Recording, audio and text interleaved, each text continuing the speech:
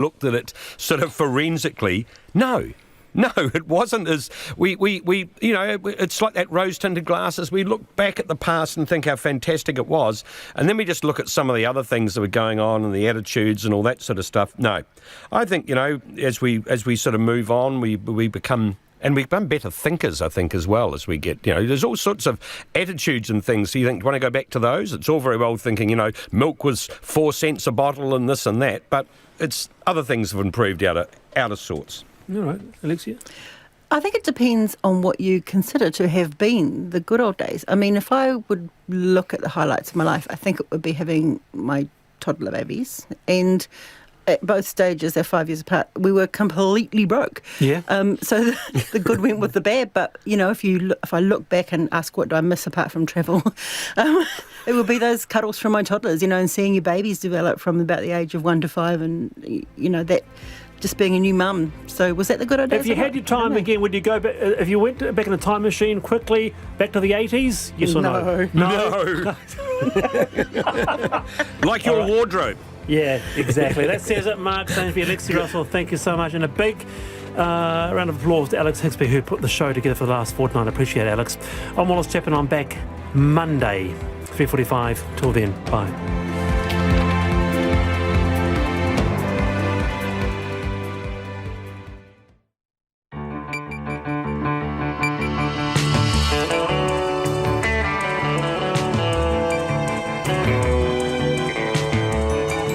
Whakarongo mai koe ki te reo irirangi o Aotearoa. This is Checkpoint on RNZ National. I'm Lisa Owen.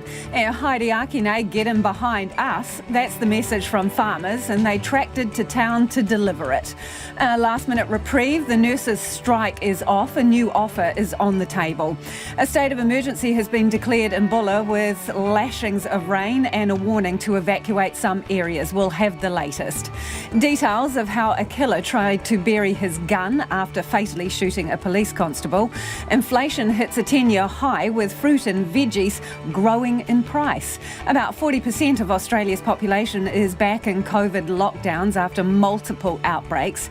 And an update on a woman battling MSD for a sanction refund. RNZ News at 5. Kia ora, ko Susana Leata tēnei. Thousands of farmers driving tractors, trucks and utes rumbled into city centres around the country today to protest against government regulations. The Howl of a Protest event was organised by the group Groundswell New Zealand, which claims the rural sector is facing unworkable regulations and extra costs that can't be justified. The protest took place in more than 50 cities, with the slow-moving heavy farm vehicles causing traffic gridlock, especially on Auckland's southern motorway. A North Island farmer says the turnout for the protest has been phenomenal. Bruce Cameron, who runs a sheep and beef farm south of Pukekohe, says it has struck a chord. I mean, this turnout when I got to Ramarama this morning, and I was blown away with how many people were there. I think a lot of people, farmers are generally quite, they'll be quite quiet and stand back on a lot of issues.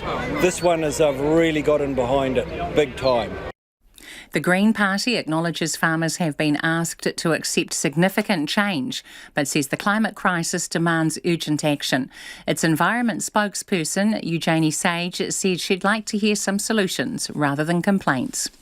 People in parts of the Bulla district are being asked to consider evacuating as concern grows about the potential for extensive flooding overnight. The Bulla District Council declared a state of emergency this afternoon as it braces for yet more rain after torrential rain throughout today. Rachel Graham has more. The Bulla Mayor Jamie Klein says the area is likely to be hardest hit overnight, and he expects some people will need to leave their homes. Lower-lying areas of Westport, they're quite well known where they often have had a little bit of flooding in the past. And then there's also risk to our northern Bulla and coastal communities, Granity out that way, and also Charleston, Fox River, because coinciding with high tide tonight is a bit of a tidal surge, so around sort of 3 to 4 a.m. The heavy rain has already caused extensive flooding on roads, slips, and closed a number of roads, including Arthur's Pass, which is not expected to reopen today. The government hopes the nurses' organisation withdrawal of strike notices for the end of this month will put an end to industrial action. Nurses voted to hold strikes in July, August and September in support of their pay claims. An improved offer has now been made and this month's strikes have been cancelled. The Health Minister, Andrew Little, says it's an encouraging development, but it's now up to nurses to ratify the new offer.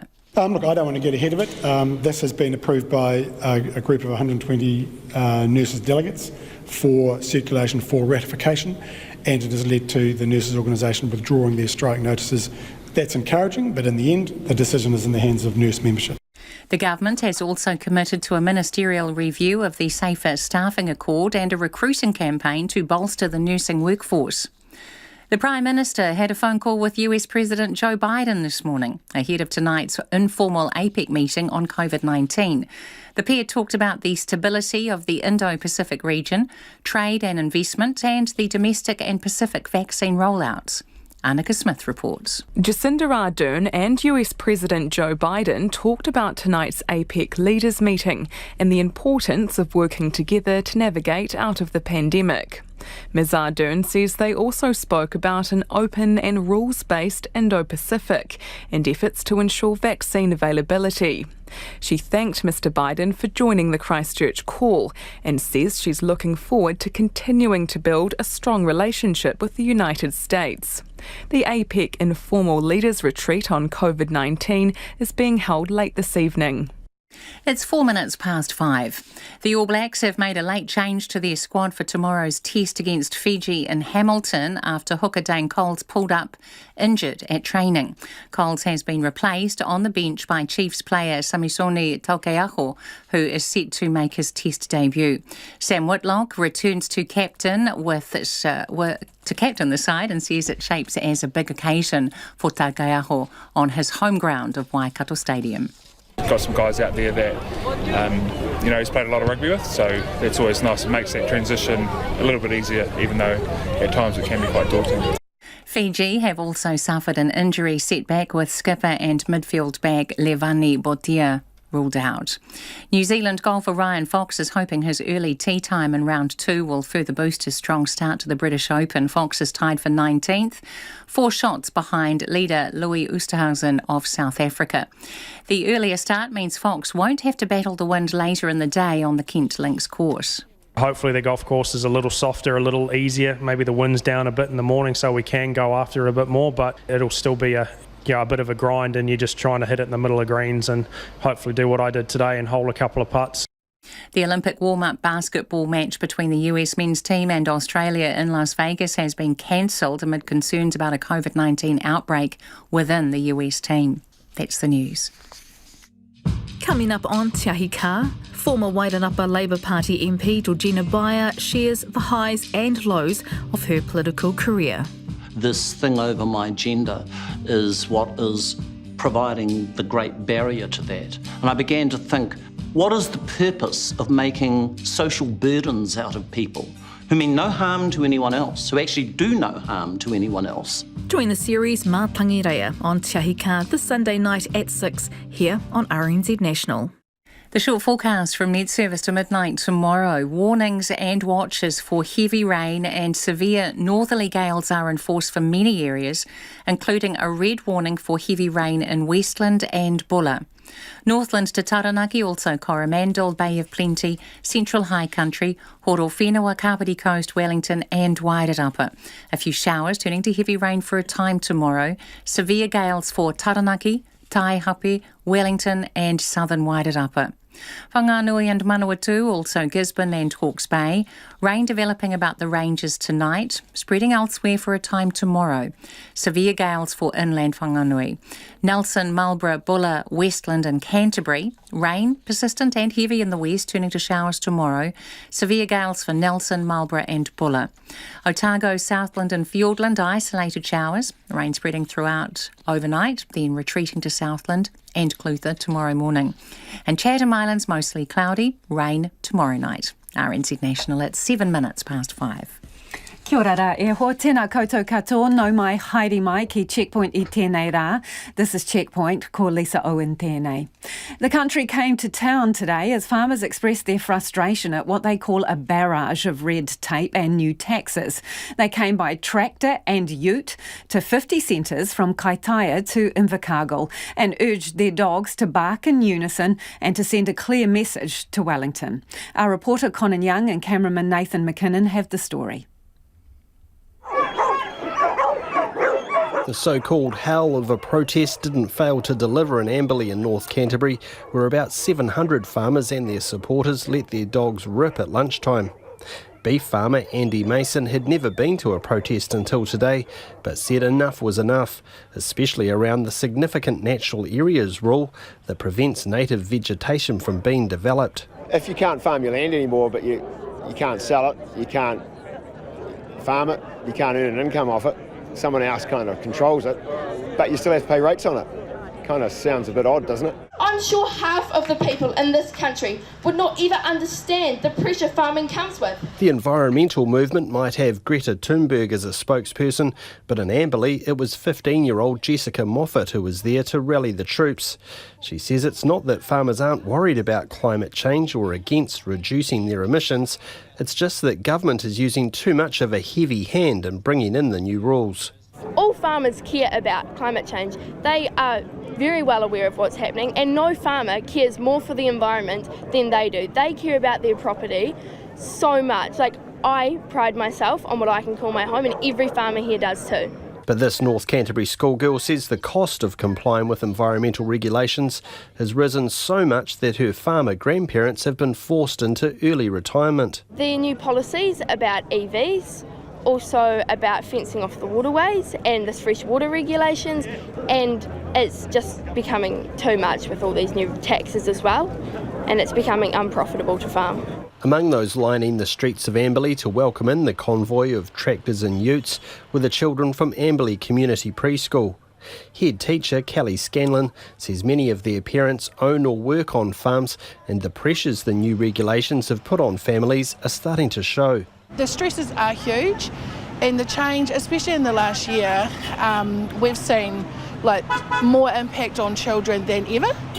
And so I think it's great that our community can come together and just even have a little voice that maybe could change something for our kids. In Hastings, about 500 turned out. Protest organiser Chris Miles says everyone's affected. They affect everybody in the farming, growing or horticultural industries. So, as I said, they are our producers. We need them, and foisting these unworkable laws and regulations isn't doing it any good.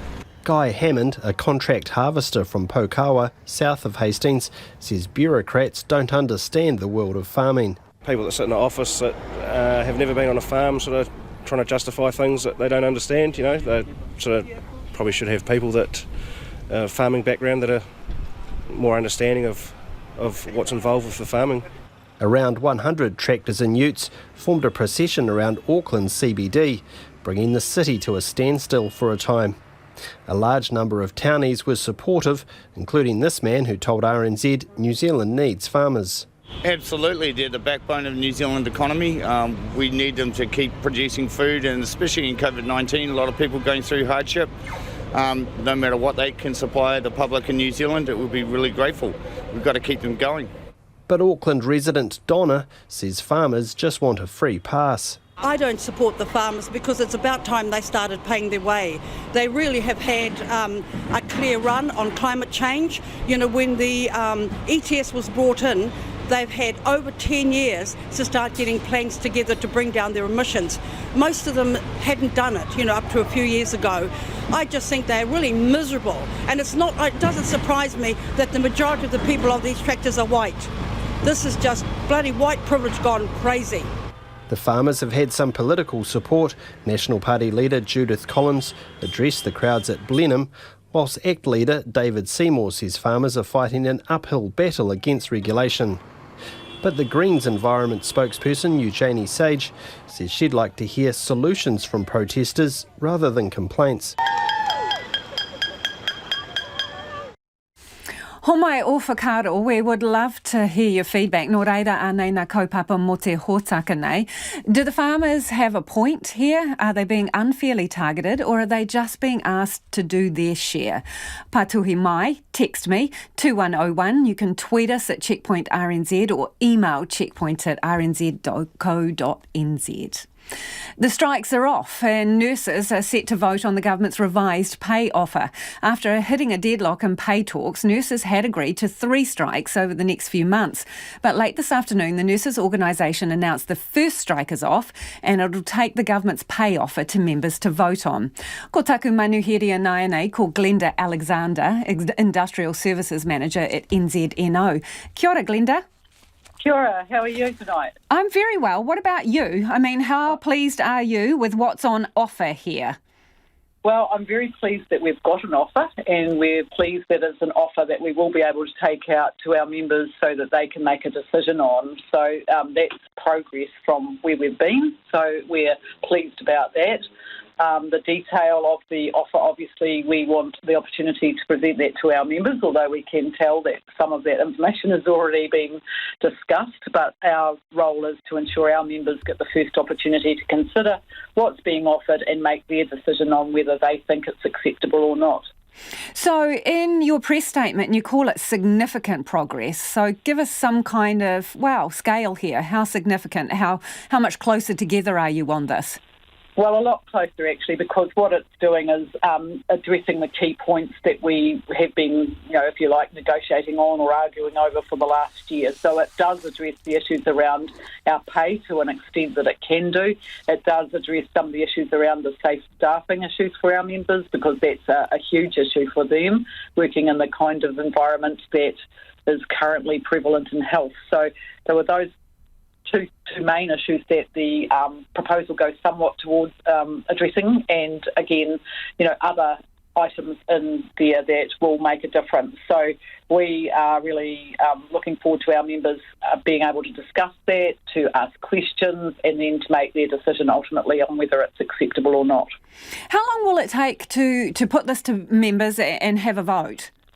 It generally takes us about 10 days, so we want to make sure that we get the information, all the detail, the correct information out to our members so they have the full information to consider. So we'll be doing that, probably working some of the weekends to do that, but also early in the week, and then we will be getting that information out to them.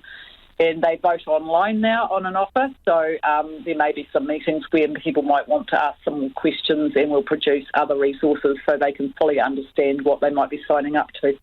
Can you just clear up for us what the situation is with the strikes, right? So only one strike notice has been withdrawn, is that correct? That's correct. Now, the reason we withdrew the current strike notice that would have affected the strike going ahead on the 29th, 30th is because we're required to enter into, as soon as we initiate a strike notice or file a strike notice, that into dealing with a situation of life-preserving services and patient safety. So that ties up a huge amount of our time and would be distracting from them having the opportunity to clear space. This is a big deal. They need to consider this carefully, so we believe it was important they had that clear space in which to consider this offer. So what it does do is say that should it not be acceptable at the end of that period, then there is already a ballot having been taken place for a strike that could occur if the offer is not acceptable in early August. Yeah, so you've got 2 other dates. You've got August and September. So are you saying that if the nurses vote against this offer, you'll still go ahead with those 2 other strikes? Well, there's a step or two between those other 2 strikes as well, which is a course that we would still, if there's issues that the members raise in terms of turning down this offer that they believe don't all the boxes for them, obviously we'd want to negotiate or go back and talk about that. But should we find ourselves still miles apart or whatever, then we've got those options available to us. That's your insurance policy? Oh, you could call it that, yes. So what's happening with the equity claim? Are these being separated out now? Because Andrew Little was saying that they hope to come back within a month, I think it was, in his statement, with the details around the equity claim. So how are you handling the 2 issues, parallel issues? Well, the claim for pay equity arose because we weren't making progress on getting the appropriate rate of pay for the job for nurses through bargaining. So we raised the pay equity claim. We've been working on that. It's getting very close to being completed. So while they're separate processes, the two things intersect because it's about pay rates. It's about raising the pay rate so that people get paid for the value of the work that they do. So the pay equity claim is not completed, but we already know that the gap between nurses' work and the comparator occupations is at least at the level of which the part of this proposal will address. And then we'll get to complete that pay equity claim, and then we will get the outcome of that will also be delivered. And then what will happen is we know then that our nursing staff will be being paid in the public sector what their work has been assessed at being valued against male comparators doing the same sorts of work. Appreciate your time this evening. That is Glenda Alexander from the New Zealand Nurses Association. It is almost 18 minutes past 5 and you're with Checkpoint on RNZ National. Kia ora rawatu mo te whakarongo mai e haere aki nei, Buller is in the eye of a storm and a state of emergency. It's been revealed a cop killer tried to hide his gun among pine needles in a patch of bush after fleeing from the scene. Police have detailed how they tracked down Eli Epiha after he shot dead one of their colleagues, Constable Matthew Hunt. Epiha is on trial in the High Court in Auckland, where he's pleaded guilty to murder but denies trying to kill another officer. Anai te kai repoata, Katie Todd. Trevor Thompson, spelt with a P, born on November 29th, 1996. That's the fake name given to police officers by the passenger of a light blue Nissan Maxima on State Highway 16 near Wellsford on June 19th last year. It didn't show up on the police database. The intrigued officers arrested and handcuffed the man for providing false details. Officer Eli Antonovich says he quizzed the man on his real identity. He provided me with a driver's licence. He told me the licence was in his pocket and invited me to get it out, which I did, and I scanned his licence and it was Eli Epiha. About 2 hours earlier, Eli Epiha had fled from a traffic stop in Massey in a Toyota Verossa, crashed into a parked car and a bystander, and fired 14 bullets hitting 2 officers and killing one of them. In the High Court, the jury has been shown videos which appear to show him leaving the scene in the passenger seat of a grey Mazda. Mr Antonovich and his colleague Robert Cato were helping in the manhunt for an unnamed offender. They knew he had dark hair and might be wearing a camouflage shirt, but told the High Court they pulled over the blue Nissan by intuition. After arresting Mr Epiha, Mr Cato says he searched the car. An item of clothing in the boot set alarm bells ringing. It was at that time we recognised the T-shirt, and then Constable Antonovich asked over the police radio for a further description. That description helped Mr Antonovich realise it was the man they were looking for. A very, very, very strong resemblance. The only difference I saw was a different T-shirt and a different jacket. They arrested him for assault to police. The driver of the car, Shane Konza, was also arrested. Today in court, he invoked his right not to be recorded, but explained how he came to be driving Epiha, who was his friend. He says Epiha turned up at his house in Taupaki at about midday in a Mazda driven by a woman he didn't recognise, asking for a ride. Mr Konza says he drove Epiha to a patch of forest in Riverhead and helped stash a gun in the shrubs with pine needles sprinkled over the top. Mr Konza didn't ask why, but he says he heard Epiha mutter under his breath that he'd effed up. After being arrested, Mr Konza revealed this backstory to the police. Detective Constable Sam Coombs says he asked Mr Konza to retrace his steps. I had Konza direct me down the side roads until he asked us to stop, and he pointed into the bushes, and they had the AOS members go and clear or look for the firearm. Mr Coombs says Mr Konza also revealed the location of a second hidden item.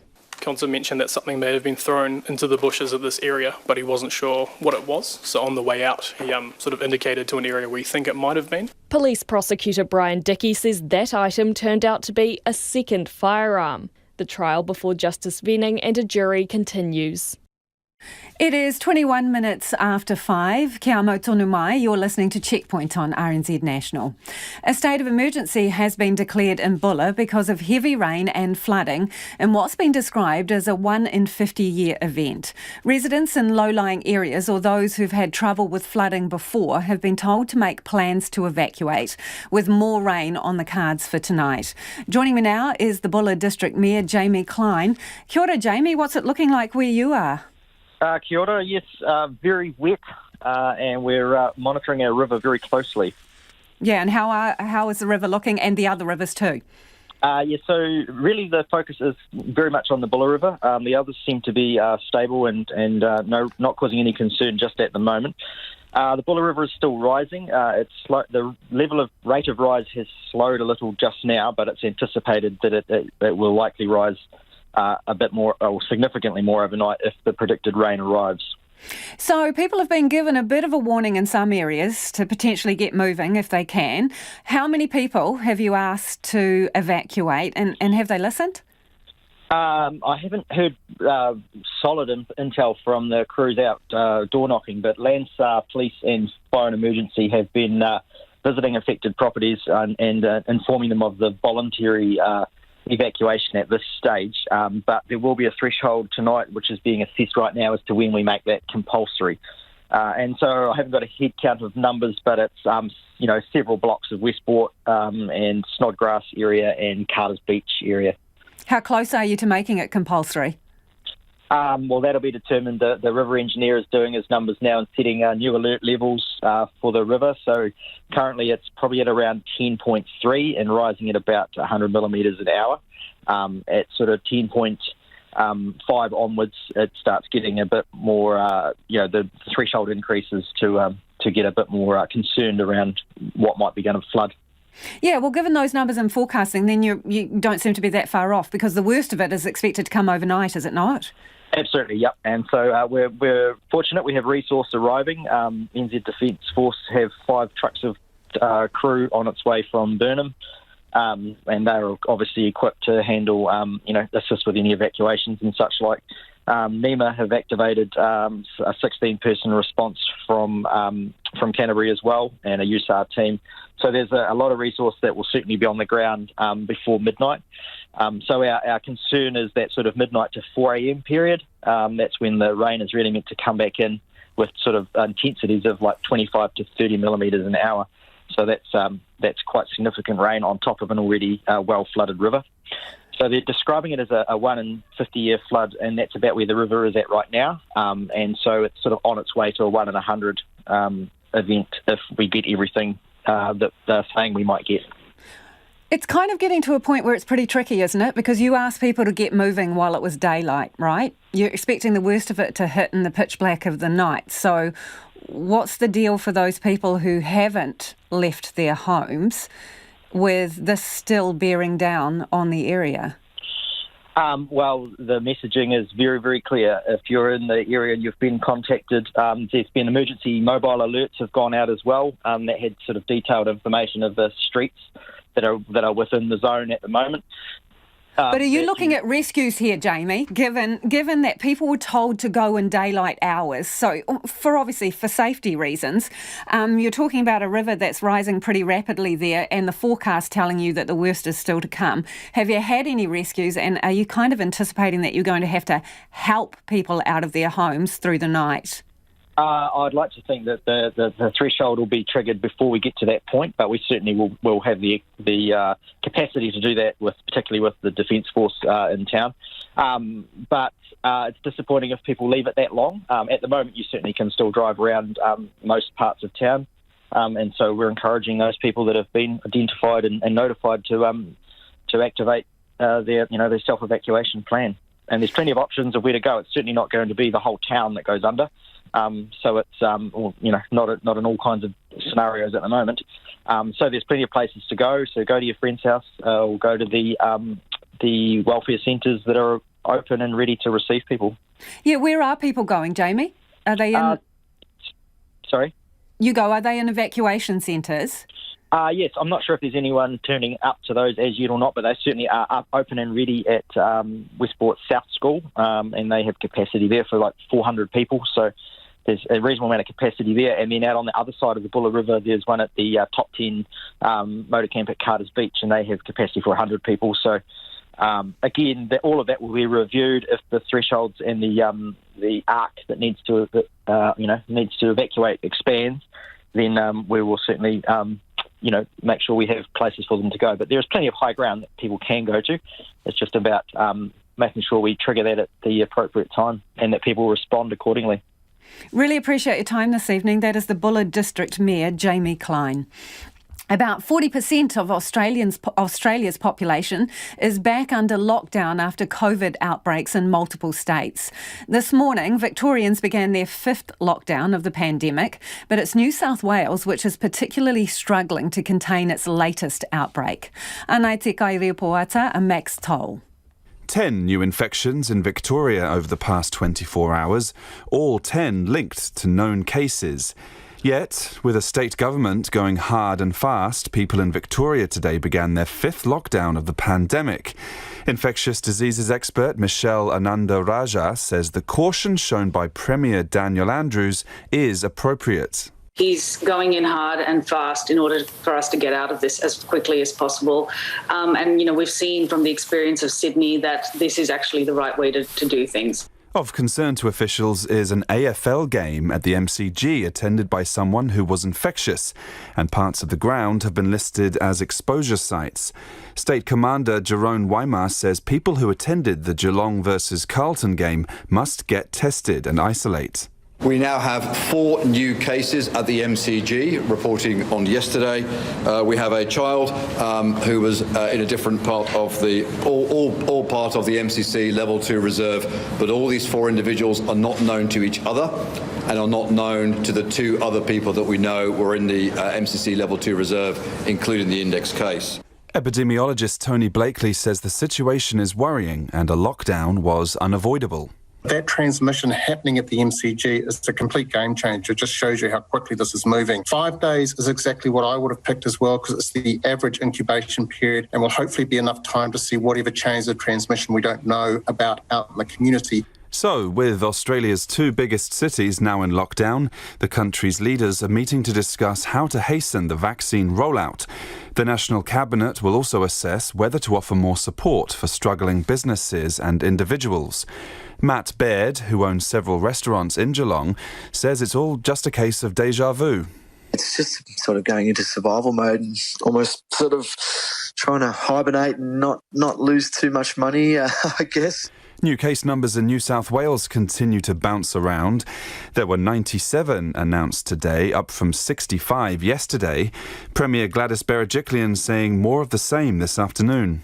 We just need people to stop moving around, and whilst we know that southwestern Sydney has the bulk of the cases, it's really important for all of us, no matter where you live, no matter your circumstances, to stay at home, because we know how easily the virus spreads and we know how easily other communities can get that virus. 29 of the new cases were infectious in the community, and Chief Health Officer Kerry Chant says that figure needs to come down to 0 before a lockdown in Greater Sydney can be lifted. 2 or more days in the community is incredibly concerning, and I can't stress to the community my absolute concern that we need to work harder at reducing mobility and reduce our interactions with others if we're going to bring this situation under control and see a decline in cases infectious in the community. Meanwhile, 1 new local case has been detected in Queensland, and the Australian tennis player Alex de Minaur has had to pull out of the Olympics after testing positive. We're getting a lot of feedback from you on our earlier story about the farmers' protests, about what they say are unworkable regulations and extra costs.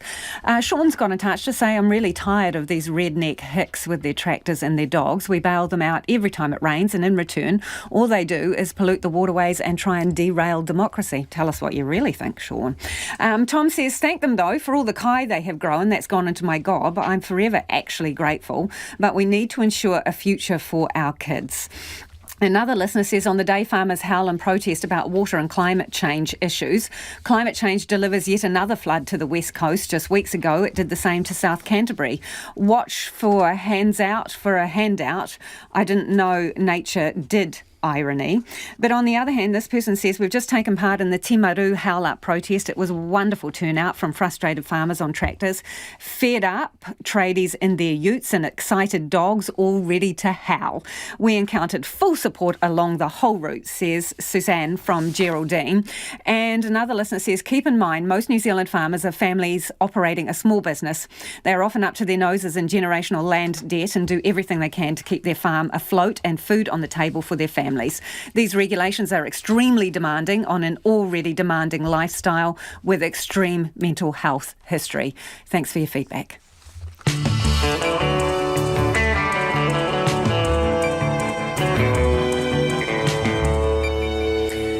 E te iwi e haere ake nei I a checkpoint. The fruit and veggies growing in price as inflation hits a 10-year high.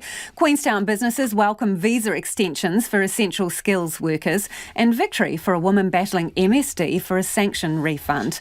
Homai o whakaro, let us know your thoughts on anything you've heard on the program this evening. You can text us on 2101, tweet us at checkpoint RNZ, or the email address is checkpoint@rnz.co.nz. It is time now for the headlines. Ko Susana ane tēnei. Kia ora, Lisa. Thousands of farmers driving tractors, trucks and utes causing traffic gridlock in cities around the country today in protest against government regulations. The howl of a protest, including farm dogs, was organised by Groundswell, which claims the rural sector is facing unworkable regulations and unwarranted extra costs. The protests took place in more than 50 cities with the slow-moving heavy farm vehicles, especially on Auckland's southern motorway. The Green Party acknowledges farmers have been asked to accept significant change, but says the climate crisis demands urgent action. Its environment spokesperson, Eugenie Sage, says she'd like to hear some solutions from the rural community rather than complaints. The nurses' organisation has told Checkpoint nurses will vote in about 10 days on the government's improved pay and safe staffing offer. The union has already lifted this month's strike notices, but industrial action for August and September has not been called off. Health Minister Andrew Little says as well as more pay, the government will conduct a review into the Safer Staffing Accord and help run a recruiting campaign. People in parts of Westport have been asked to think about evacuating due to the risk of extensive flooding in Bulla overnight. The Bulla District Council declared a state of emergency this afternoon after torrential rain throughout today. The Mayor Jamie Klein told Checkpoint the Bulla River is already in flood and the Defence Force and NIWA are bringing teams in to help tonight. The heavy rain has already caused extensive flooding, slips and closed a number of roads including Arthur's Pass.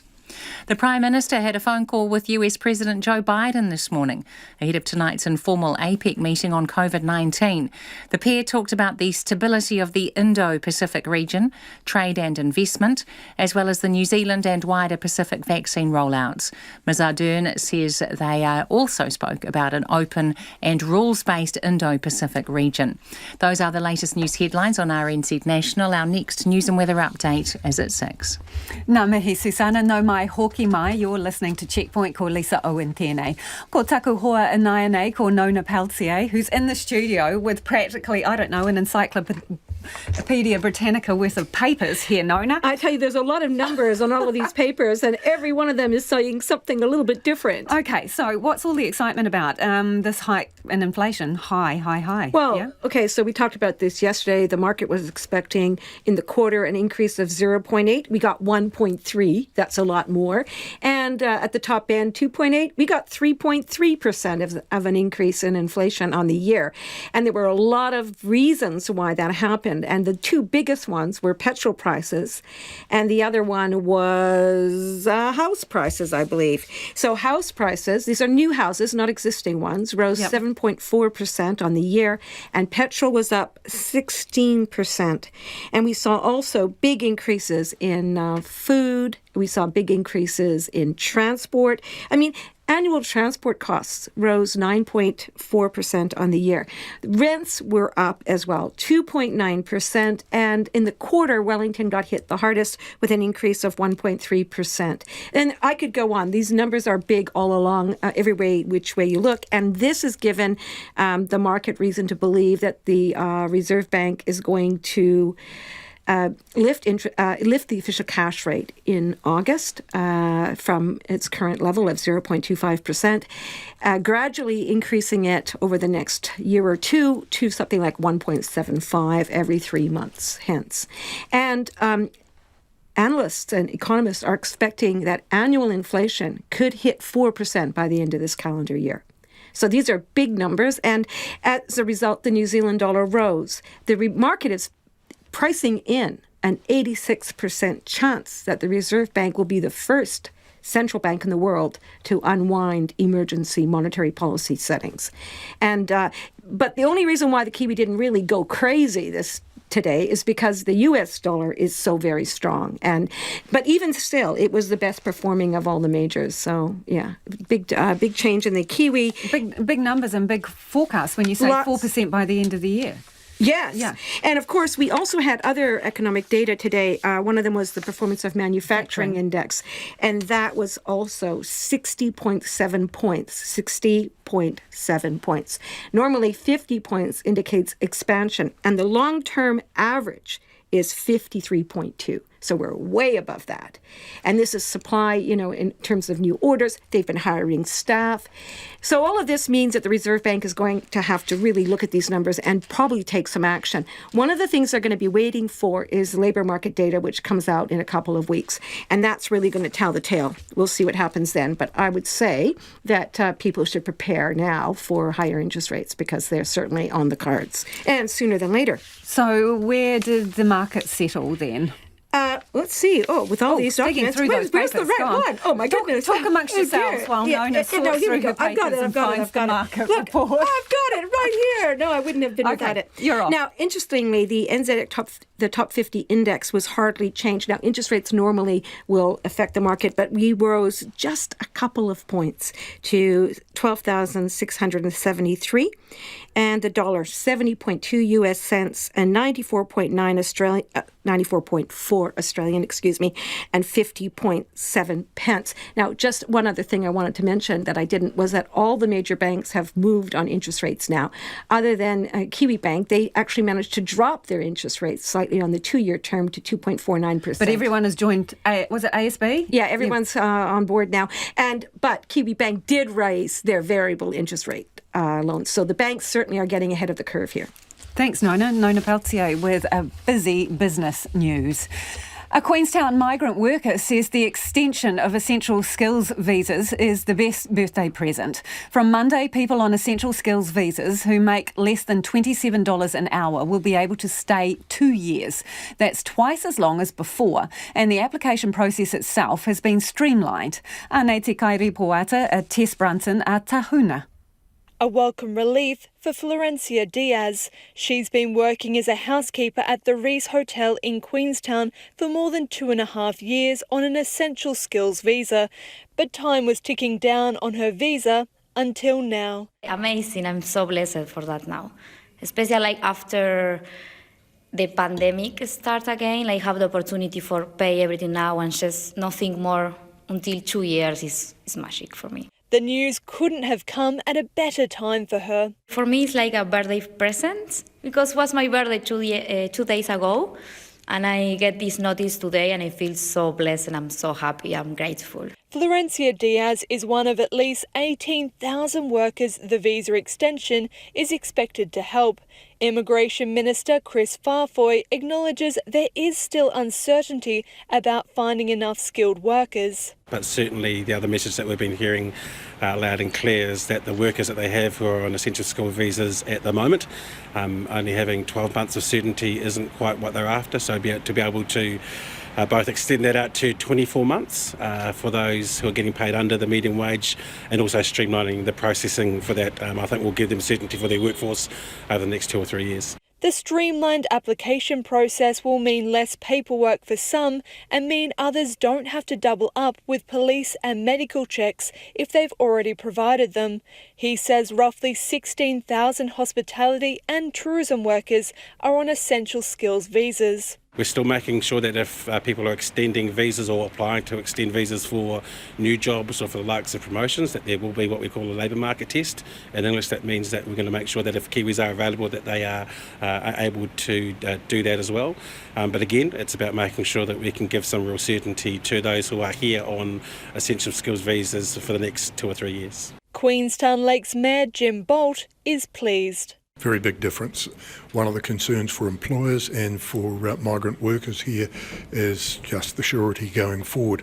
My litmus test for these things is a visit to the Pack and Save store, and both the employers there and the employees talk to me about this a lot, and this will give them a great deal of comfort. While it's a great help for migrant workers already in the country, Jim Bolt says the district is roughly 2,000 workers short. He asked Minister Farfoy about getting more border exemptions for tourism and hospitality workers during his meeting in Queenstown today. Work in progress. The Minister gets it, understands it, but space in MIQ facilities is very limited. Can we get more? Well, that's a work on. Eventually, everybody wants Kiwis to take these jobs. There'll always be migrant workers in the tourism industry, but if we can get more Kiwis in, so much the better.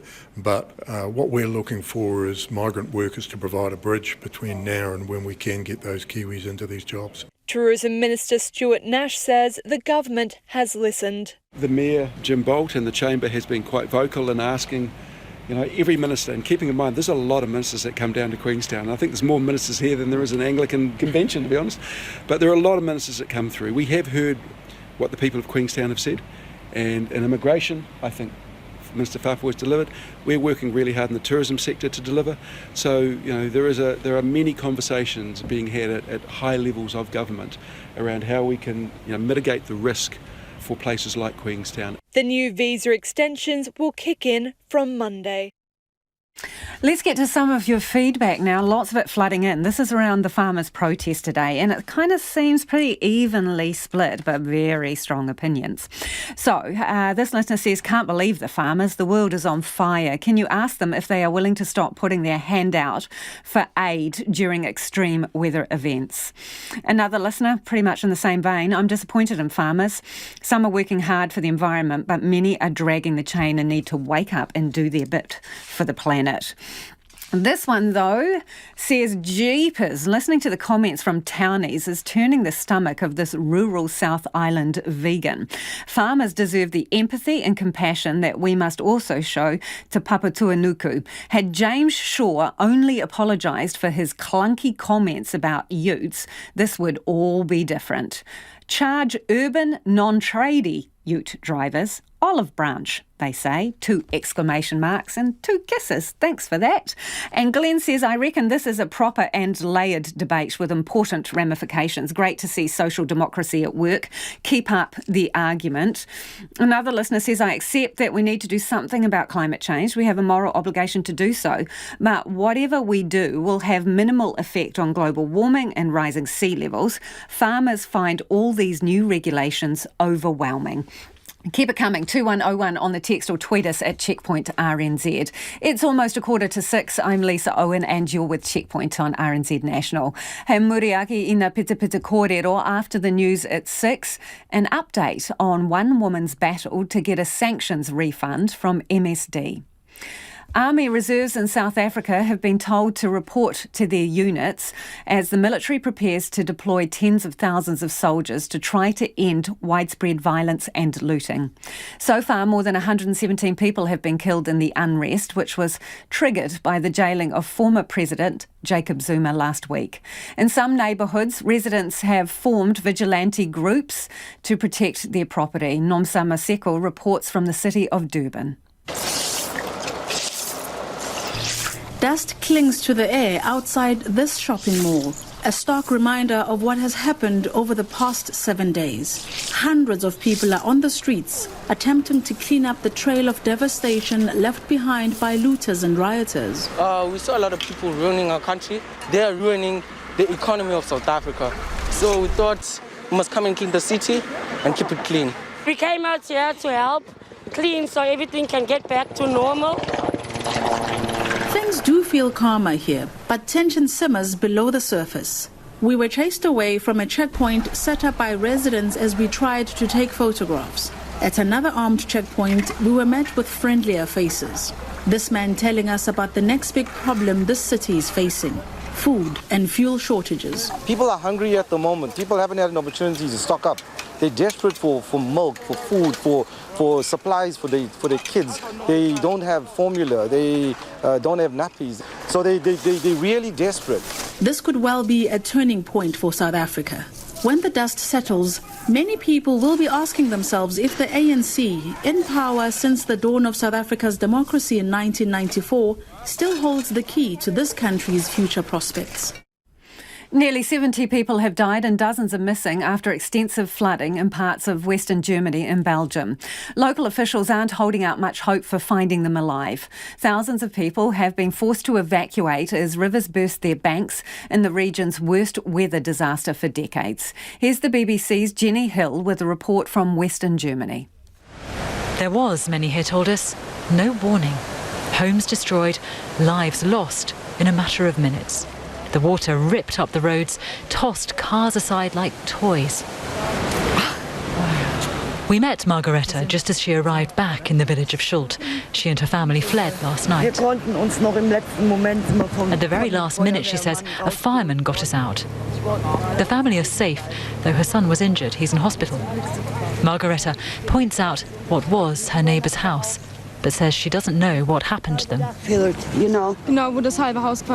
to her own property, half the house has gone, her daughter tells us. In Schult, they're still in shock. Michal and his friend had just finished refurbishing their pub. They were supposed to open on Saturday. Better news for their neighbour's dog. They managed to pull him to safety just in time last night. It's hard to imagine that just yesterday this was a quiet village street. What's worrying people now is that there's more rain forecast this evening. What will happen, they're asking, when the water levels rise again? For now, homeless and fearful, they mourn their dead and wait anxiously for night to come. The clock is ticking down to the Tokyo Olympics with just 1 week to go until the Games kick off. Athletes from around the world have been jetting into Japan, including some of New Zealand's athletes. RNZ's Olympics reporter Clay Wilson was on board a flight with some of our hopefuls. Soaring through the skies above the Pacific Ocean, 2 medal hopefuls, 470 sailors Paul Snow-Hansen and Dan Wilcox. So RNZ seized an opportunity to speak to the pair who've been sailing together since 2013. Right now they're on a roll. The pair won the European champs in Portugal in May. Wilcox says they've been preparing for the heat, the swells and the COVID restrictions they'll face at the Olympics. And we spent a lot of time in our year off training exclusively with our training buddies and spending a lot of time in conditions we expect in Japan, so trying to find swell. We've done a lot of training up in Turukaka, just north of Auckland, and we've also had a couple camps away, and most recent one being the Gold Coast, so just chasing swell and just trying to get time on the water and conditions that we are expecting. The pair have been preparing for the heat and humidity of a Summer Olympics in the heat chamber run by High Performance Sport. COVID restrictions mean more downtime, self-isolation and restrictions.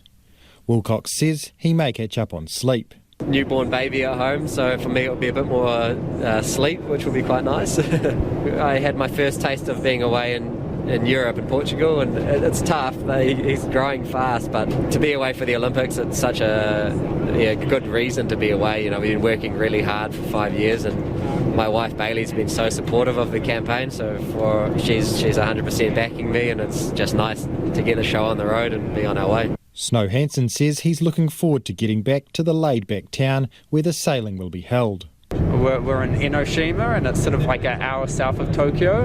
It's actually quite a cool sort of surf town, and there's a city nearby called Fujisawa, and there's more to see there than we've ever managed to get through. I think I've been to Japan, I actually don't know, more than 7 times. I've been there since I was sort of 21, because our sails are actually made, like some of our gear is developed there. So in the past we've travelled there to develop gear with the Japanese, and we've had some amazing times in this really great venue. There's a lot of big waves. Yeah, the sort of surfer town vibe mixed with Tokyo, it's a really cool place to be. He says the COVID games will be very different. There's no spectators, but also the fact this is the last games for the 470 class. And the heat. This will be very different. At the same time, in sailing on the water, once you're out there and you're on the course, it might be just us and the other competitors, which is not so different. But I think, it's going to be a games like no other. Snow Hansen says it's only now sinking in that they are off to an Olympics after a 5-year campaign. He had a special send-off from friends, family and members of his sailing club on Auckland's North Shore. Then discovered one more send-off surprise on the flight to Tokyo. I've got a lot of guys at my local yacht club, Wakateri, who will be supporting me, and it actually happens that one of the co-pilots today is one of those guys from my yacht club. So he gave me a big goodbye. The pair have now reached their sailing base and say they're keen to get out on the water as soon as possible. Sailing kicks off on Sunday, July 25. A baby orca separated from its pod will be kept in a temporary pool over the weekend as weather conditions worsen. The calf, named Toa, is thought to be between 4 to 6 months old and was stranded on rocks near Plimmerton on Sunday. The Department of Conservation is leading the care of Toa. Ko taku manuhiri nai nei ko Ian Angus, DOC Marine Species Manager. Kia ora, Ian. Hi there, hi. How is Toa right now? Given the trauma that the orca calf has been to over the last couple of days, looking good, all things considering. Obviously, we're just trying to stabilise the orca at the moment. I understand from the vets they've just given another feed to the calf, and that went down well. So, stable is, I think, a good assessment at the moment. Has he deteriorated, though? I note that you're asking people to stay away now, members of the public, and I'm just wondering, has there been a change in his condition? Look, the reason we moved the orca to the pond was because of the weather that we're having. It was just, we're having some heavy swells down here and also some high winds. So obviously we took the decision to move the orca because of safety to the people at the site. We also took the decision to move the orca because it was, it wasn't in a pen where we could guarantee its safety at that time. No, I don't think it's safe. I don't think it's deteriorated. It's obviously been through a lot of stress and trauma over the last few days, and it's not an ideal circumstance at all. But the vets have been monitoring and they're saying the orca's stable. So how might the weather affect things over the weekend? Because it's not looking great, is it? No, it's not looking great, and it's the main reason we're asking people to stay away. I mean, we've got a lot on our hands caring for the orca. We're doing our best to do that as sensibly as we can. And obviously what we're saying is, we don't want to have the added worry of people coming down here, things flying around in the wind, so we want to concentrate our effort onto the orca. So have there been any other further sightings of potential pods? And I mean, how is the weather affecting that search? So, look, we remain, keen to, our main objective remains to get the orca calf back to its pod. And obviously we're doing our best to stabilise the orca calf here in Plimmerton. We're still looking for sightings. Obviously with the weather, we've not managed to get boats or planes out. It's just not safe enough. But we're still asking people to report safe sightings to the 0800 DOC hot number, and then we'll follow up on those. What we're trying to do is say, if we can spot a pod that's got a young calf within it, or looks like the original pod that the orca calf came from, then we'll start to plan ahead. Hopefully we'll get a good weather window in the future, and then we can look to do a relocation. So no further sightings since the couple, I think it's probably 2 days ago now? No sightings. It's been a busy day here, so it might have been that we've had some sightings and we're just going through the validation process. I haven't caught up on that yet. It's mainly because we've been basically securing the orca down here, making sure the site's safe, just in view of the heavy winds and heavy seas we're having here. So we're coming up on a week now. So how long can you keep caring for this calf? We're really focused on trying to get the calf back into water as quickly as possible. It's not an ideal circumstance that we're in, but we're just making the best of it. We haven't put a timeline on how long we can keep caring for it. We're obviously talking to international experts overseas to see what our scenarios are. We're talking to the And vets what are they telling you, Ian? What are some of the international experts telling you about what your options are, particularly if you don't identify a pod that is this orca's family? They're basically saying, look, you might need to start planning for a scenario where the calf starts to deteriorate and have to start make some hard decisions about it. But we think we're far from that at that moment. But obviously, at any point with a wild animal in the conditions it's been through, we might have to review that decision. So as long as he keeps feeding and seems happy in either the pool or back in the ocean, you can just keep going with this until you find his pod. We'll probably keep going for a short period. We haven't defined how much longer that is, and then we'll have to make some decisions about do we change what we're doing, or do we need to think about some other scenarios? But we're still working through those. We're still focused on the objective of trying to get the orca calf back to its pod. I mean, these are very trying circumstances we're in. We're just trying to work through them. I know it's an awful situation, Ian, but I suppose part of this is managing the public's expectations as well, right? So when you say that, you've got a short period of time, and I know it's sort of how long is a piece of string, but can you be as honest as you can with us about how long you're leaving an assessment before you have to start making some tough decisions? I can't give you a timeline, and I think that would be unfair to people. I don't want to put out misinformation. Yeah. Obviously, we're talking to the vets here. The ideal situation for us is in the next few days we've got a good weather window, we get the calf stable, we get a sighting of a pod nearby, we can do a safe relocation, and we'll aim to do that. But we're constantly assessing the welfare of the orca as we go through this and trying to think, what's best for it? What is the best outcome we can make in the decision we can make in these circumstances? So what would your message be to the public right now? Definitely, we want people out looking for the orca pods and reporting those to the 0800 DOC-HOT number. Please do it in a safe way, given the weather we've got. We'll follow up on those as best we can. Obviously, really keen for people at the moment to stay away just because we want to focus on the orca. And obviously, we're really appreciating the support that's been shown by the local community to this effort.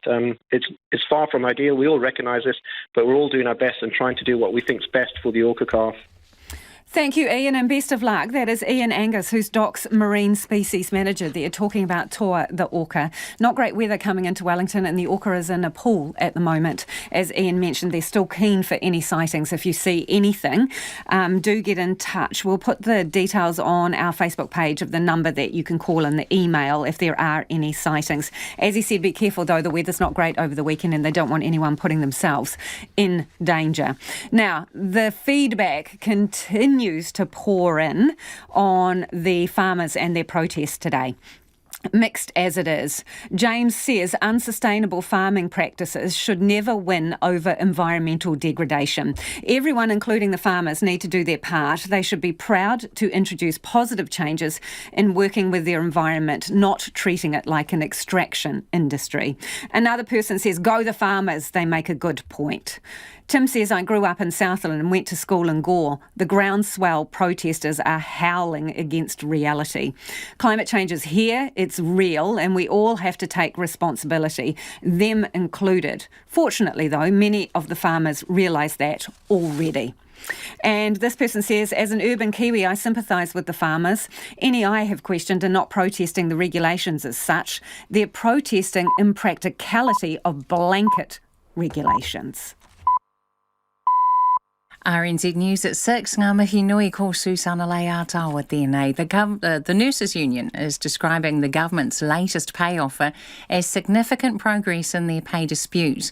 The first of 3 strikes planned over the next few months has been called off, and the nurses' organisation says members will vote on the offer. Spokesperson Glenda Alexander has told Checkpoint it brings the two sides closer together. It does address the issues around our pay to an extent that it can do. It does address some of the issues around the safe staffing issues for our members, because that's a huge issue for them, working in the kind of environment that is currently prevalent in health. Glenda Alexander says there are other items in the offer that will make a difference to nurses. A North Island farmer says the efforts of the rural community to restore native bush often go unrecognised. Thousands of farmers in utes and tractors protested today in 50 centres around the country to demand the government roll back plans for new environmental regulation. They oppose the so-called ute tax and new measures to tackle climate change. Bruce Cameron, who runs a sheep and beef farm south of Pukekohe, says he does his bit. There's about 35 hectares of native bush that's all been fenced off. We're in the process of planting another 1.8 hectares in natives. That's costing $42,000. So, there's a huge amount of work that farmers are doing, and that's just not being recognised. The Bulla District Council has declared a state of emergency as heavy rain continues to fall, making the need for evacuations increasingly likely. The Mayor, Jamie Klein, says the Bulla River is currently running at a 50-year flood level and it's tracking towards a once-in-100-year event. He says another 200 to 280 millimetres of rain is forecast. The torrential rain on the west coast and at the top of the South Island has caused extensive surface flooding, slips and highway closures. The Transport Agency says State Highway 73, the Arthurs Pass route between Canterbury and the west coast, is closed due to slips, and motorists should use State Highway 7, the Lewis Pass, instead. All of State Highway 6 south of Hokitika to Haast has surface flooding in places. Meanwhile, very heavy rain and strong winds are expected over the next 24 hours in Marlborough, as well as heavy rain in Tasman District. Waka Kotahi says motorists should avoid travelling overnight. The government says there are no more urgent or exceptional MIQ spots available for those wanting to return home from New South Wales. Applications will be accepted until the cut-off time of 7 o'clock tonight, but those requests will be waitlisted. People who have already applied and have not been allocated a flight will also be waitlisted for possible future flights after the 29th of July. Anyone in Australia who is unable to return home to New Zealand has been advised to shelter in place. The Queenstown Mayor says the Victoria lockdown is just another giant blow for the struggling region. The Australian state has begun its 5th lockdown of the pandemic, with 24 confirmed community cases. Queenstown's Mayor Jim Bolt says closing the gates to Australia is a big hit for the community. You'll recall back when the Aussie bubble was announced on April 6th, Queenstowners were pretty much dancing in the streets, literally. But since then it's gone downhill. The New South Wales announcement, now Victoria and possibly Queensland, it's looking pretty dire for us for the period going forward. Jim Bolt says he's worried about what will happen when school holiday tourism dries up. A man shot by police during yesterday's incident on Auckland streets has been released from hospital and charged with multiple offences. Detective Inspector Aaron Pascoe says the 36-year-old is facing 3 counts of aggravated wounding, aggravated assault, burglary, reckless driving and failing to stop. He is expected to appear in the Auckland District Court tomorrow. A woman has been charged with aggravated assault and burglary in relation to the incident. The infant orca along the Plympton coast north of Wellington has been enjoying his first day inside a portable pool. Bad weather and high swells meant the orca, which has been separated from its pod, had to be removed from the ocean overnight. Ingrid Visser, founder of the Orca Research Trust, says Toa has been adapting remarkably well. Toa's going really well. He's been alert and we've been pumping water into his pool, which he's been really delighting in and playing with, and so it's lovely to see that he's engaged. The weather in the area is not set to clear until late on Sunday. A person involved in a crash in central Christchurch has died. The crash happened on Fitzgerald Avenue near Avonside Drive just before 1 p.m. today. Police say the driver of the vehicle died as a result of a medical event. Part of Fitzgerald Ave was closed for a time but is now open. It's 6:05. To improve on their first test effort against the All Blacks, Fiji coach Vern Cotter has highlighted the need for a stronger final quarter defensive effort in tomorrow night's second test in Hamilton. The Flying Fijians lost 57-23 in Dunedin, and Cotter says the side's determined to keep the All Blacks below 50 points this time around. That's a focus for us, making sure we remain competitive all the way through the game and not give away soft tries and certainly tries from driven mauls from penalties. Meanwhile, the All Blacks have suffered a late injury blow with hooker Dane Coles ruled out. Wimbledon tennis champion Novak Djokovic will compete at the Tokyo Olympics. The men's world number one had previously said he was undecided about going, as there'd been no fans due to COVID-19 restrictions. Djokovic is chasing a Golden Slam, needing to win in Tokyo, and the US Open in September. Hydrogen-powered cars could be the future of Formula One, according to F1 Managing Director Ross Brawn. He says sustainability is now a central objective for the sport, which has committed to become carbon neutral by 2030. But Brawn, the engineer behind Michael Schumacher's 7 world titles, has ruled out a switch to fully electric vehicles. Maybe hydrogen is the route that Formula One could have, where we keep the noise, we keep the emotion. We have 1,000 horsepower cars. You can't get that bang without fossil fuels at the moment. And we can't get it with electric. I mean, we would need a 6 or 7 ton battery to be able to even last a race. That's the news. Tonight on Nights, comedian Di Henwood selects the mixtape. Country Life visits the North Otago micro dairy operation of Bron and Glen Claridge. They even sell the milk in glass bottles. The Vales are this week's Friday Night Live act because Jupiter is rising in the east and Venus setting in the west about the time we go to where. We've got a sonic tonic dedicated to the planets. On Nights of me, Brian Crump, from after the news at 7 on RNZ National. Now the short forecast from Met Service to midnight tomorrow. Warnings and watches for heavy rain and severe northerly gales are enforced for many areas, including a red warning for heavy rain in Westland and Bulla. Northland to Taranaki, also Coromandel, Bay of Plenty and Central High Country, plus Horowhenua, Kapiti Coast, Wellington and Wairarapa. A few showers turning to heavy rain for a time tomorrow. Severe gales for Taranaki, Taihape, Wellington and southern Wairarapa. Whanganui and Manawatu, also Gisborne and Hawke's Bay. Rain developing about the ranges tonight, spreading elsewhere for a time tomorrow. Severe gales for inland Whanganui. Nelson, Marlborough, Bulla, Westland and Canterbury. Rain persistent and heavy in the west, turning to showers tomorrow. Severe gales for Nelson, Marlborough and Bulla.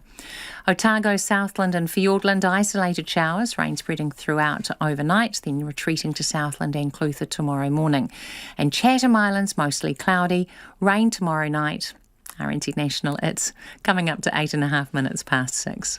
Kia ora rā, e hono mai hoki mai. This is Checkpoint, ko Lisa Owen tēnei. After more than a year of waiting for an MSD review, the results are in. Tonight we can update you on a story that Checkpoint's been following closely. Women who've had their benefits docked for failing to name their child's father. There were exemptions to the rule, including cases of sexual assault or the risk of violence. But some women were too scared or uncomfortable to disclose that detail or didn't understand their rights. Last April, the government ditched the sanction, but thousands of women are still waiting for MSD reviews to see if they'll get some money refunded. Mary, now that's not her real name, was one of them. Her son's father was in a gang and a threat was made to kill her, so she didn't name him and was sanctioned. She's been waiting 17 months for her case to be reviewed, but since Checkpoint got involved, MSD committed to get back to her by today. And guess what? He called me yesterday afternoon to discuss that it has been resolved, my case, and I will be getting paid hopefully today. And they also will be sending me a update letter of how they have calculated it and come to the result of the amount. And also they've called Alistair to let them know. So, Mary, approximately how much have they said that you'll get, and did you get an apology? I was told I would get just over 13,000. Yes, he did apologise, actually, through our discussion. And yes. So how do you feel about it? Because it's been a long wait.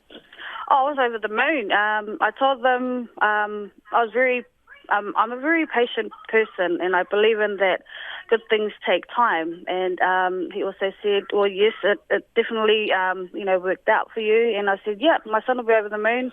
He's proud as, and yeah. Hey, remind us again, you told us about your son and he's great with computers and things like that, and you were hoping to be able to help him with his education with this money, weren't you? Yes, he knows how to, he's starting to create games. He's going through that process. He wanted to go further, but I never had the money to get him further than he is right now. But he's got big dreams starting at the moment. And the Alistair Mary mentioned is social worker Alistair Russell, who's been helping her and others get the so-called Section 70 sanctions paid back. Now, he's really pleased Mary's getting a lump sum payment, but says it shouldn't be this hard. Alistair Russell says he recently helped win a $30,000 payout for another woman because MSD had failed to properly explain the sanction and the woman's rights in a way that she understood.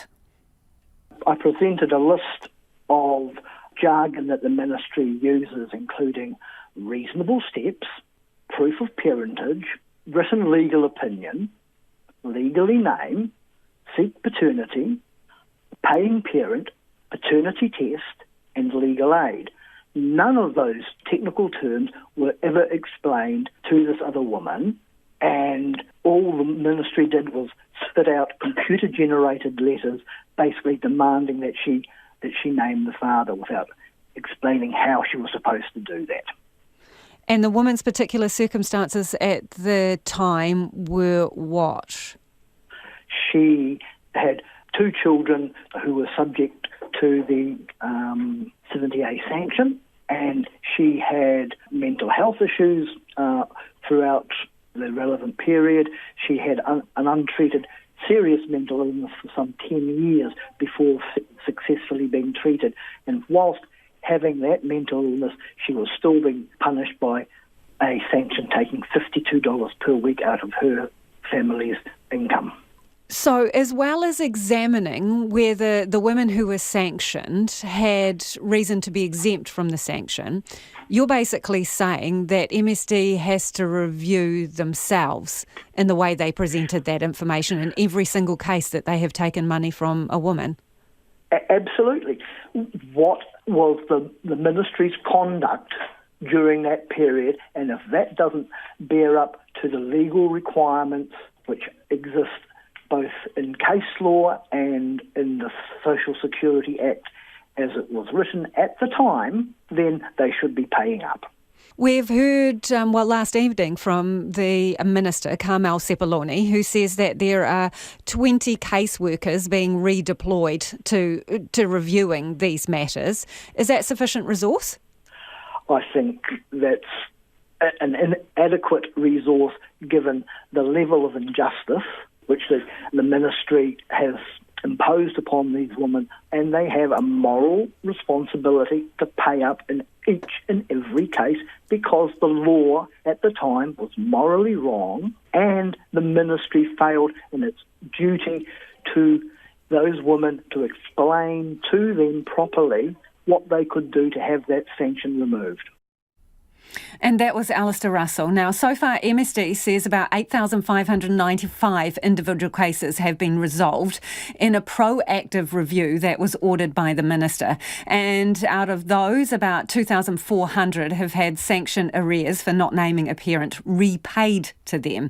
Now, just to note, those numbers don't include cases like Mary's, women or parents who have requested a review themselves or are outside the review period that was nominated by the Minister when she asked for the proactive review. Nurses have cancelled their upcoming strike after a breakthrough in pay negotiations with the DHBs. The nurses' organisation has agreed to take the government's latest offer back to their members to consider. Last month, around 30,000 nurses walked off the job for 8 hours and had threatened to do so again in a fortnight. The Health Minister, Andrew Little, says he's pleased all parties have managed to avoid that disruption. He says he can't give exact details of the offer, but puts its value at roughly $400 million over 27 months. They've now got a new offer in front of them that is better than the last one, but actually makes commitments about the stuff that they are telling me really matter.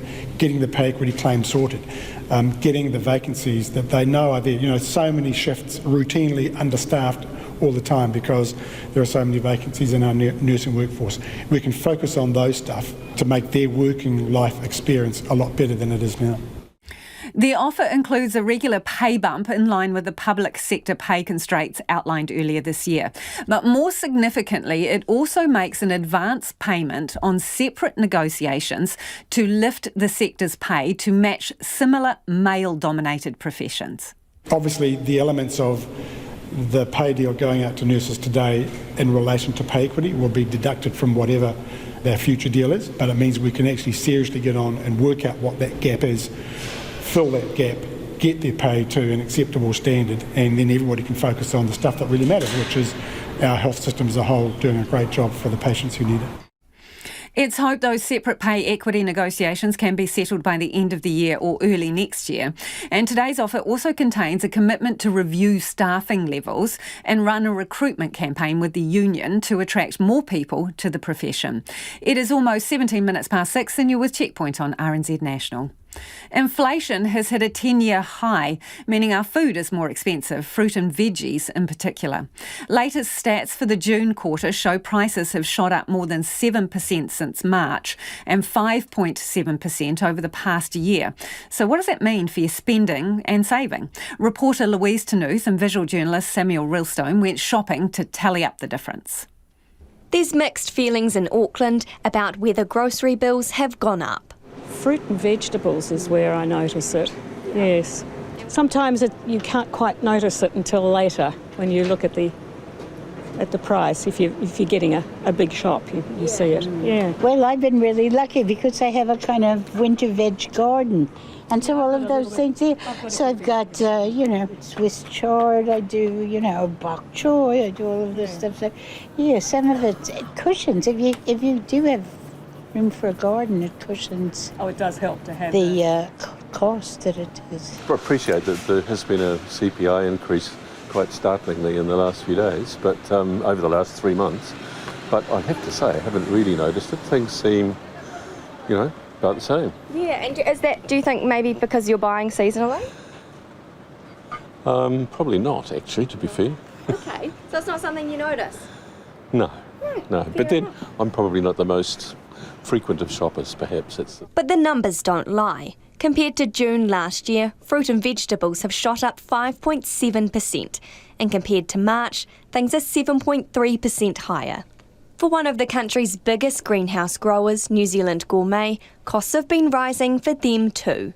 Spokesman Ralph Schroeder says those expenses are being passed on to consumers.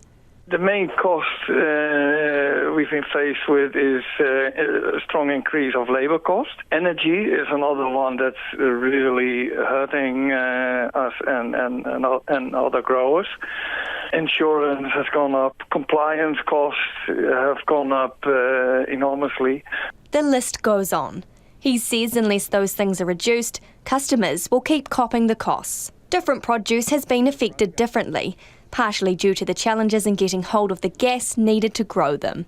Tomatoes and capsicums, they need about 3,000 kilos CO2 per hectare per day. So that's quite a bit. And if you don't use it, then you see that they use all the ambient CO2 and basically scrub everything out of the air. And with CO2, you get a better production and a better quality. Natural gas is a very important thing for us. And the seasons play a big role too. If you compare June's quarter to March, tomatoes are up 194%, cucumbers are up 117%, and courgettes are up 89%. But if you look at things like kiwi fruit, they're down 53% and kumara is down 30%. Checkpoint went shopping to see for ourselves how much more we'd be paying if things are nearly 6% more expensive than last year. So all up, our shop cost us $27.84. That's a $1.60 increase from this year when compared to last year. But this will only last us for about 2 to 3 meals. So when you look at the average family of 4 over 7 days, you're still looking at about a $10 increase when compared to last year. So in order to reduce costs as much as possible, don't reach for the ratatouille recipe right now. Opt for what's in season, like kumara and kiwi fruit. The UN has described the situation unfolding in Afghanistan as a humanitarian catastrophe following the withdrawal of foreign troops. There's been a sharp spike in violence right across the country between the Taliban and government forces, resulting in the death and displacement of thousands of Afghan people. The Taliban has proposed a 3-month ceasefire in return for the release of about 7,000 prisoners. The BBC's Yogita Lamai filed this report from northern Afghanistan, most of which has fallen to the Taliban. Decades of suffering that's now become even more brutal. In Kunduz city, besieged by the Taliban, tens of thousands of Afghans who fled a surge in violence, running from bullets and bombs, scared, hungry and homeless in 45-degree heat. People rushed to us to tell us their stories. It's nearly impossible to count how many they've lost. Naz Bibi said 6 of her family were killed a few weeks ago, including her husband and 4 sons. We couldn't even identify their remains, she told us. The Taliban had entered our home and were shooting at government forces. Then, a government plane dropped a bomb on our house. War is devastating people across the country as the Taliban gain more territory every day and foreign forces leave. Nasima's husband and 3 children were killed when a mortar hit their home. I'm numb with grief. Every day I cry thinking of them, she told us. I'm alone. I have nothing. Niamatullah is malnourished, she said. Her other son, Juma Khan, barely speaks. He has shrapnel injuries and struggles to walk. They're among hundreds here who've had to run for their lives more than once. Benafsha fled to the White Bridge area of Kunduz city. That too got bombed. All of her 3 sons were killed. There was heavy fighting and I lost my beautiful sons. Their bodies were ripped apart. I wish I'd died too. I can't live with this pain, she said. There's no one to care if I'm dead or alive, so I'm just sitting here. Where should I go? We went to White Bridge, where Benafsha fled from. We saw signs of battle and evidence that a part of the city is no longer under the control of these soldiers. This is a position of the Afghan government forces, and then just across the bridge, on the other side there, is territory controlled by the Taliban. We're in the city of Kunduz, but in recent weeks, this has become a front line. The spaces that people can run to for safety are shrinking every day here. The ongoing discoveries of hundreds of unmarked graves at mandatory government boarding schools in Canada has underlined the brutal legacy of the country's residential schools. It was a system that for over a century forcibly separated Indigenous children from their families to assimilate them into white culture. Today, the First Nation community, which discovered the first graves, released a report into its findings. The BBC's Barbara Plett-Usher visited one of the last of those schools left standing in Saskatchewan. 6 years old, I was imprisoned here. For decades, the Muskogen residential school filled Indigenous children with fear and dread. Today, the derelict red brick building is a haunting reminder of a dark period in Canadian history. It's been a long time. When I first came through these doors, hard to tell you how I'm feeling right now. Isidore Poorman and 3 of his brothers were students in the late 1970s. He tells me about strict rules, harsh punishments, and loneliness. So we always had like moonlight, a little bit light coming in here.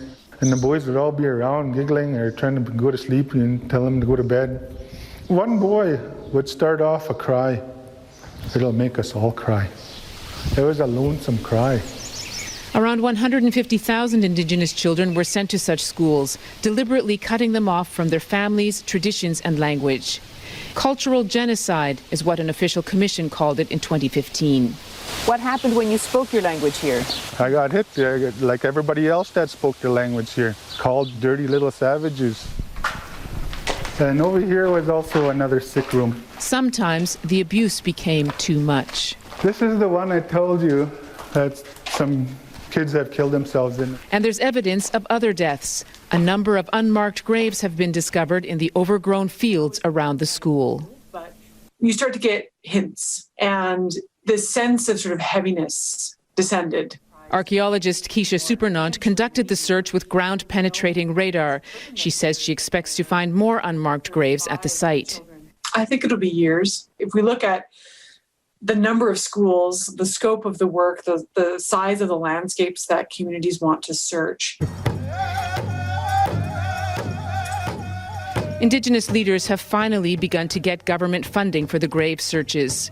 But they're also demanding accountability, access to archives, an apology from the Pope, even an international investigation, says Chief Bobby Cameron, the head of the main First Nations organization in Saskatchewan. There was a crime against humanity, a crime against children that no one should ever face. And someone must face the consequences of first-degree murder. Regina's Catholic Archbishop Donald Boland has been making apologies, and he backs calls for one from the Pope. So many have expressed a profound desire for Pope Francis to come here to hear their stories, to touch the land where this happened, and to engage and to apologize. There is new momentum to search for the truth across Canada, amidst a greater awareness about the incredible burden of the country's past.